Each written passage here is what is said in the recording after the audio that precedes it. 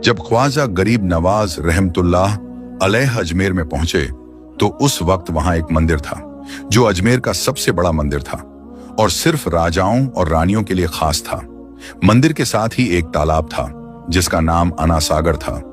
हिंदू उस तालाब के पानी को बहुत ही ज्यादा पवित्र यानी बरकत वाला मानते थे। उनका मानना था कि जो इस तालाब में नहा लेगा उसके गुनाह झड़ जाते हैं।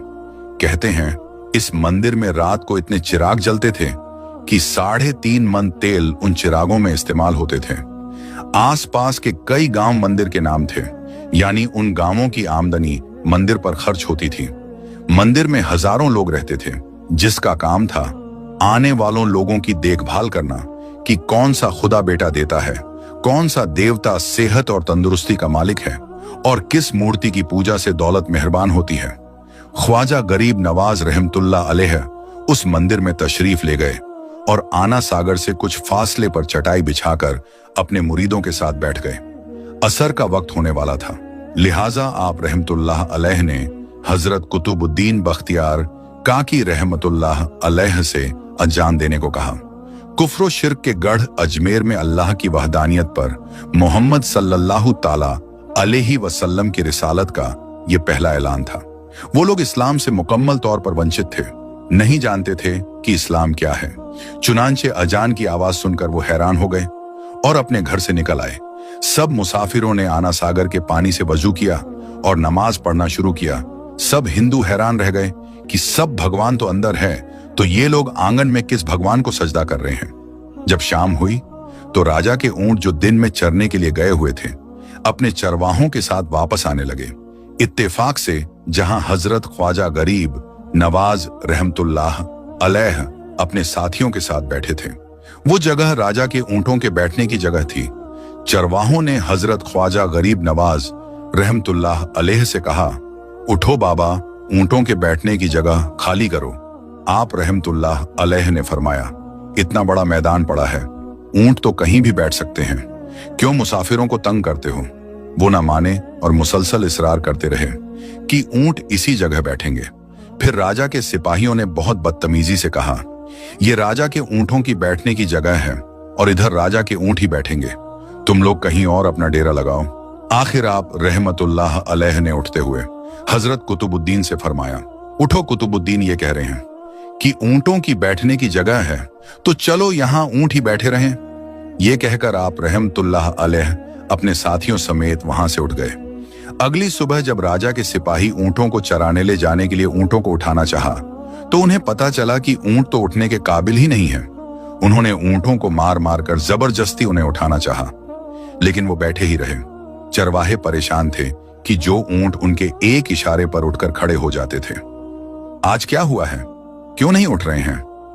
आखिरकार उन्हें याद आया कि कल उस मुसाफिर फकीर ने कहा था कि चलो अब यहां ऊंट ही बैठे रहें। लोग जमा होना शुरू हो गए। कोई कह रहा था कि फकीर कोई काबिल जादूगर है और किसी ने सोचा कि वो कोई भगवान का अवतार है। धीरे धीरे बात राजा तक पहुंच गई कि एक मुसाफिर फकीर ने राजा के ऊंटों पर जादू कर दिया है। राजा ने ख्वाजा गरीब नवाज को पैगाम भेजा और कहा, तुम कैसे फकीर हो जो बेजुबान को बांध कर रखते हो। ये बेचारे भूख प्यास से मर जाएंगे, इसीलिए मेहरबानी करके अपना जादू वापस ले लो। आप रहमतुल्लाह अलैह ने फरमाया, हम मुसलमान हैं और हम मुसलमान बद्दुआ नहीं दिया करते और ना ही जादू करते हैं। जाओ और कहो कि जिसके हुक्म से बैठे थे उसी के हुक्म से खड़े हो जाओ। तो अब जो जाकर उठाया तो ऊंट फौरन उठ गए। हिंदुओं की दिलचस्पी और मुसाफिरों में बढ़ने लगी। 5 वक्त अजान होती और नमाज अदा की जाती। आखिर राजा तक ये बात पहुंच गई कि कुछ फकीर हैं जो मुसलमान हैं, 5 वक्त अजान देते हैं और हमारे पवित्र तालाब को हाथ मुंह धोकर नापाक करते हैं, और तो और हमारे धर्म के खिलाफ बातें करते हैं। कहते हैं कि ये मूर्तियां पूजने के काबिल नहीं हैं, ये तो महेज पत्थर हैं, इसीलिए उन्हें यहां से उठाया जाना चाहिए। राजा ने फकीरों को पैगाम भिजवाया कि तुम लोग मांस गोश्त खाते हो, हमारे धर्म के खिलाफ बोलते हो, और तो और हमारे पाक तालाब को अपने हाथ डालकर नापाक करते हो, जो हम बर्दाश्त नहीं कर सकते, इसीलिए तुम लोग यहां से चले जाओ। आप रहमतुल्लाह अलैह ने फरमाया कि और भी तो इतनी दुनिया के लोग यहां आते हैं, हमारे पानी पीने से कौन सी कमी आ जाएगी। लेकिन वो कहने लगे कि वो सब हमारे धर्म के लोग हैं और तुम दूसरे धर्म के हो। आइंदा अगर तुम लोगों ने तालाब को नापाक किया ना तो हम सख्ती से पेश आएंगे। आप रहमतुल्लाह अलैह ने हजरत कुतुबुद्दीन बख्तियार काकी रहमतुल्लाह अलैह से फरमाया, कुतुबुद्दीन शायद ये लोग आइंदा हमारे पानी लेने पर कोई फसाद बर्पा करेंगे। जाओ एक मस्कीजा पानी ले आओ ताकि जरूरत के वक्त कुछ पानी तो मौजूद हो। लिहाजा हजरत कुतुबुद्दीन रहमतुल्लाह अलैह ने उनसे फरमाया, चलो हम मस्कीजा भर लेते हैं। वो इस शर्त पर मान गए कि तुम्हारा जिस्म पानी से छूना नहीं चाहिए। हजरत कुतुबुद्दीन रहमतुल्लाह अलैह तालाब के पास गए और मस्कीजा पानी में डुबो दिया। जब वो भर गया तो हजरत कुतुबुद्दीन रहमतुल्लाह अलैह ने वो मस्कीजा ऊपर खींच लिया। जैसे ही मस्कीजा पानी से बाहर आया, आना सागर का पूरा पानी मस्कीजे में आ गया था। आना सागर का पूरा पानी सूख गया। आना सागर का पानी सूखना ही था कि पूरे अजमेर में कोहराम मच गया और वो सब रो रहे थे कि जो हम गुनाहों की गठरियां लाते हैं और आना सागर में गुस्ल करके उनसे छुटकारा पा लेते हैं, अब हम गुनाहों का बोझ लिए किधर जाएंगे। सारे इलाके में खबर फैल गई कि मुसाफिर फकीर ने जादू के जोर से आना सागर को सुखा दिया है। राजा उस सूरत हाल से बहुत परेशान था। उसने अपने वजीरों को बुलाया।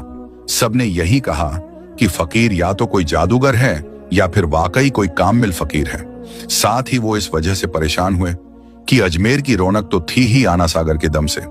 उसी की वजह से लोग दूर दूर से अजमेर आते थे और अपना ईमान ताजा करके लौटते थे। आना सागर के सूख जाने से हिंदू धर्म के प्रचार को बहुत बड़ा धक्का लगा और ये बहुत तस्वीसनाक बात थी। आखिरकार तय किया गया कि फकीर से बात की जाए कि आखिर वो चाहता क्या है। अगर उसकी जरूरत खाने की चीजें होंगी तो हम मान लेंगे, या फिर सब मर्द औरतें और बच्चे जाकर फकीर को खुशामद करो कि लोगों को परेशानी से निजात दिलाओ और हम पर कर्म करो। हम पाप के बोझ उठाए किधर जाएं और कैसे सुकून पाएं। ये काम ज्यादा आसान थी। लिहाजा तमाम लोग ख्वाजा गरीब नवाज रहमतुल्लाह अलैह के पास आए और बोले, बाबा तुम भी वजू कर लिया करना, लेकिन भगवान के वास्ते हमारा आना सागर हमें लौटा दो। आप रहमतुल्लाह अलैह ने हजरत कुतुबुद्दीन बख्तियार काकी रहमतुल्लाह अलैह से फरमाया, जाओ कुतुबुद्दीन मस्कीजा वापस तालाब में डालाओ। जैसे ही मस्कीजा उल्टा किया, आना सागर किनारों तक भर गया। उस पानी ने कई दिलों को धो डाला था। हिंदू कौम की अपनी तारीखी किताबों में भी हिंदू इतिहासकार इस बात को मानते हैं कि उस शाम 32,000 हिंदू कलमा पढ़कर मुसलमान हुए थे और हिंदुओं के मुसलमान हो जाने से हिंदू पंडितों और आम हिंदुओं में भी गमो गुस्सा का तूफान उठ खड़ा हुआ था। वो सोच में पड़ गए थे कि फिर अगर कुछ दिन मजीद इधर रह गया तो देवी देवताओं का तो नाम लेने वाला भी कोई नहीं होगा। लिहाजा लोगों ने राजा को मजबूर किया कि जल्द से जल्द कुछ किया जाए। राजा ने मंदिर के बड़े पंडित रामदेव को बुलाया और उसे ख्वाजा गरीब नवाज रहमतुल्लाह अलैह से मुकाबला कर जल्द से जल्द उन्हें हराने को कहा और अजमेर से बाहर निकाल देने का हुक्म दिया। रामदेव अपने वक्त का नामचीन पंडित था, जिसकी इल्मी काबिलियत की दूर दूर तक धूम मची हुई थी। उसने राजा को यकीन दिलाया कि जल्द ही राजा को कोई अच्छी खबर सुनाएगा। रामदेव ख्वाजा गरीब नवाज रहमतुल्लाह अलैह के पास आया और उल्टे सीधे सवाल करने शुरू कर दिए। ख्वाजा गरीब नवाज रहमतुल्लाह अलैह ने खामोशी अख्तियार की थी रखी। जब रामदेव ने हद से बढ़कर शोर मचाना शुरू किया तो ख्वाजा गरीब नवाज रहमतुल्लाह अलैह ने उसकी तरफ आंख उठाई और मुस्कुराकर फरमाया, रामदेव तू शोर मचा रहा है और मैं तेरे माथे पर ईमान का नूर चमकता देख रहा हूं। इस निगाह और इस लहजे में न जाने क्या जादू था कि रामदेव कदमों में गिर गया और रोते हुए बोला, बाबा जिस धर्म के तुम हो उसी धर्म में मुझे शामिल कर लो। सब लोग जो वहां देखने आए थे वो देखते ही रह गए, हैरान थे, परेशान थे कि ये क्या हुआ। जो खरीदने आया था वो खुद बिक चुका था, जो जीतने आया था वो खुद हार चुका था।